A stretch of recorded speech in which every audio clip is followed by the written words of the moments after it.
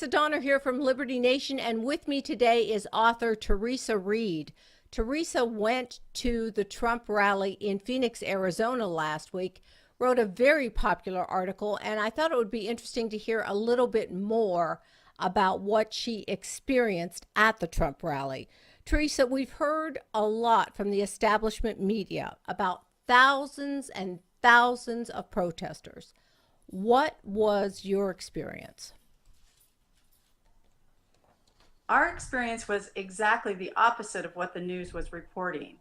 There were not hundreds of thousands of protesters in the streets of Phoenix.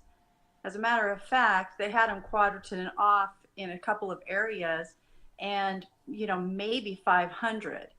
However, later in the news, when I looked at it, I saw how they had made it look like that was the only people that were at the rally, which was so untrue. So, give me an estimation of how many people were at the rally and what was the crowd like? There were approximately 10,000 people in the downtown area before the rally started. Um, Reports were that people were flowing in even as President was speaking. So there were a lot of people. As far as what the crowds were like, they were amazing. It reminded me a lot of being in downtown Phoenix right after the Diamondbacks won the World Series in 2001. People were high-fiving and people were talking about topics excitedly. We saw all different kinds of groups that were there. And I think that people really wanted to engage with one another because we've heard so many negative things on the news that to be out there with real people who really are passionate about this country, talking to them was just invigorating. Young kids, I was so impressed with a couple of the churches who brought their youth groups down to hand out water and cold towels for people that had been out there in the sun all day. And it was just a really positive experience. Absolutely nothing like what was reported on the national news. Well, I'm sort of interested. Everyone seems to talk about how the only people that like Trump are white males or supremacists or racist or whatnot. Could you tell me a little bit about how you found the crowd? Was it all white? Were people wearing Nazi caps? I mean, give us the scoop. No, it was very diverse. There were many different people with different backgrounds.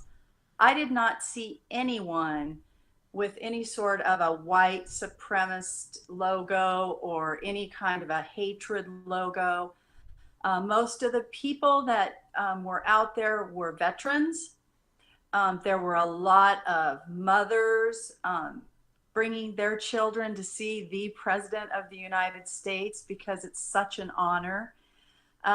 There were young people. There were just like myself and my girlfriend went out.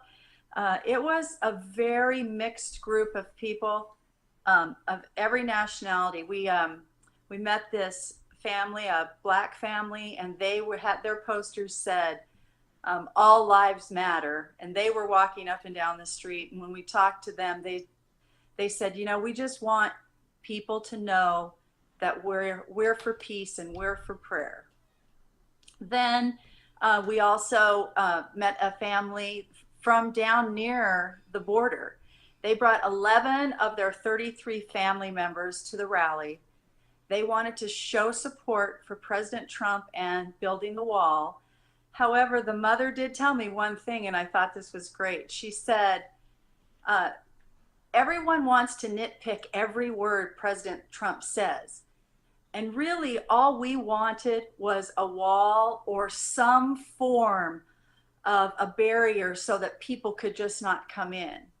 And we don't even have the wall yet, and people have stopped coming in.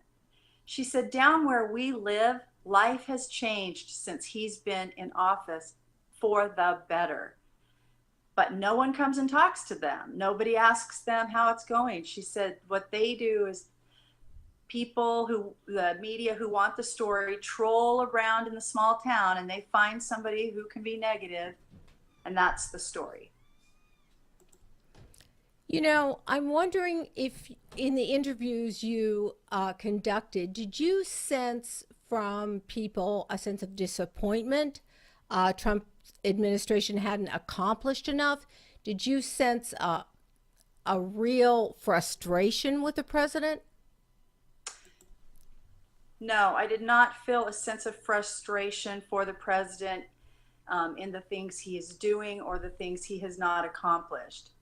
There is frustration, but it is frustration with what the barriers and the things that the media have put in front of him and his team in order to slow progress down. Maybe one or two people, an issue here and an issue there, they didn't agree with. But overall, people were out there on that day to show support for him and to say to him, keep up the good work. Don't give up the fight. We're all here for you. I heard that over and over again. And it was a really cool thing. And I hope he gets that message. I hope that, you know, he feels the power of the people behind him.